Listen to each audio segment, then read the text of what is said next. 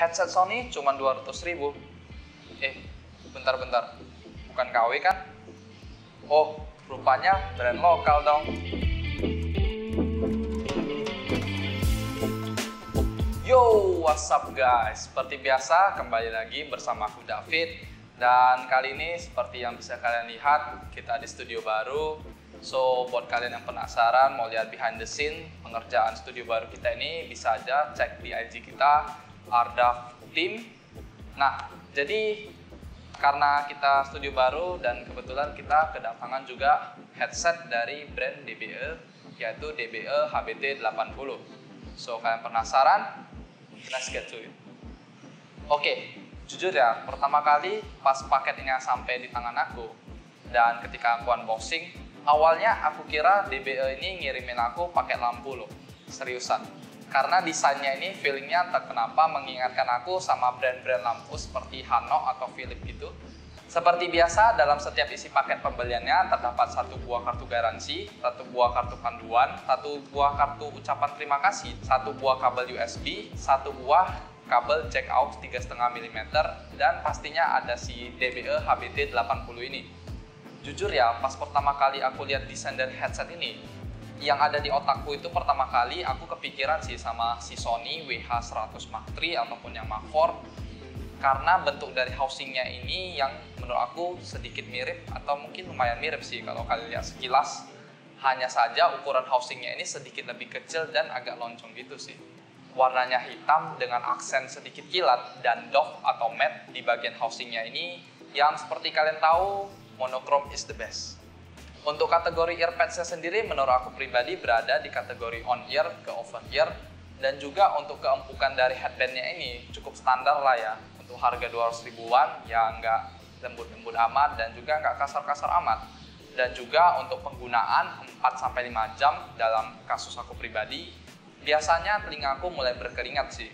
Dan di sana mulai terasa uncomfortable untuk di bagian headbandnya. Dan juga mungkin ini faktor karena telingaku yang terlalu kebesaran dan kepalaku juga terlalu besar sih. Lanjut, untuk material build dari headset ini overall terbuat dari bahan plastik yang cukup solid, cukup aman sih kalau misalnya kalian nggak sengaja kebanting atau mungkin terduduk si headset ini, asal jangan kalian banting ataupun kalian pijak gitu, kalau itu jelas hancur sih.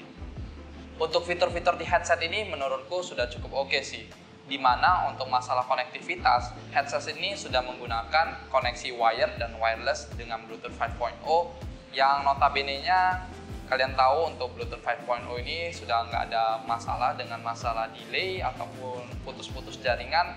So, ini cukup aman buat kalian untuk nonton-nonton video YouTube ataupun dengar-dengar lagu kesukaan kalian.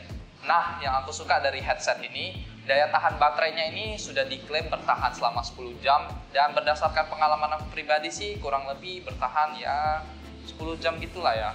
Terus untuk masalah pertombolan pada headset ini, menurut aku pribadi ada satu tombol yang cukup oke atau mungkin wow, karena headset ini berada di harga 200 ribuan, di mana terdapat satu tombol untuk mengaktifkan Google Voice Assistant, dan pastinya terdapat tombol-tombol lain yang cukup umum seperti tombol volume up, volume down, dan pastinya play dan pause. Cuman sayangnya menurut aku pribadi ada satu fitur sih yang kurang dari headset ini, yaitu dimana headset ini nggak bisa dilipat atau unfoldable untuk istilah kerennya. Jadi agak kurang praktis sih kalau kalian bawa kemana-mana, apalagi kalian letak di dalam tas. Dan pastinya kalau ada orang bertanya di kolom komentar, "Bang, headset ini delay nggak ya kalau kita pakai Bluetooth-nya untuk bermain PUBG atau Mobile Legends?" Pastinya iya.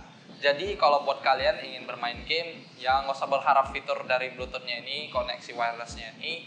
Jadi gunakan aja kabel aux-nya ini. Oke, menurutku rasanya kurang afdol kalau kita membahas produk audio, tapi kita nggak membahas untuk karakter suaranya. Nah, untuk si DBE HBT 80 ini, menurutku suaranya ini cenderung ke arah V-shape, di mana dengan sektor bass dan sektor treble yang ketimbang lebih maju dibanding sektor mid-nya. Contoh untuk lagu seperti Beautiful Mistakes yang dibawakan oleh Maroon 5, suara Mas Adam Levine ini terasa agak boxy gitu, di mana suaranya ini berada di dalam sebuah kotak atau ruangan gitu, jadi terasa berdiri sendiri. Dan sektor-sektor lain seperti bass dan treble-nya itu berada di luar kotak tersebut. Jadi kesannya itu terasa lebih dekat ke telinga kita. Nah, untuk impact bassnya sendiri menurutku nggak gitu gede-gede amat lah ya. Tapi porsinya ini menurutku cukup pas. Dan juga untuk masalah treble, menurut aku untuk harga 200 ribuan sudah cukup clear, di mana suara jes-jes dari elemen hi-hat ataupun elemen-elemen gitar ini masih terasa sangat enak didengerin buat harganya ini, dan nggak bakalan nyakitin telinga kalian. Kalian bisa rasain cukup jelas lah untuk elemen-elemen pada lagu, pada headset ini, mana yang suara bass, mana yang suara hi-hat, vokal, instrumen, di mana suara-suaranya ini nggak terasa kecampur aduk dan lengket satu sama lain gitu. Yap, seperti biasa, sampai ke ending video. Buat kalian yang suka, boleh like video ini. Buat yang nggak suka, boleh dislike. Buat kalian yang punya pertanyaan, boleh taruh pertanyaan kalian di kolom komentar di bawah. Dan buat yang belum subscribe, boleh subscribe. Dan seperti biasa, sampai jumpa di video-video berikutnya. Dan see you there. Bye-bye. Ini video Beautiful Mistakes. Beautiful Mistakes. Nanti kena copyright, nanti YouTube kena strike. Na na na, na na. Bye bye bye bye.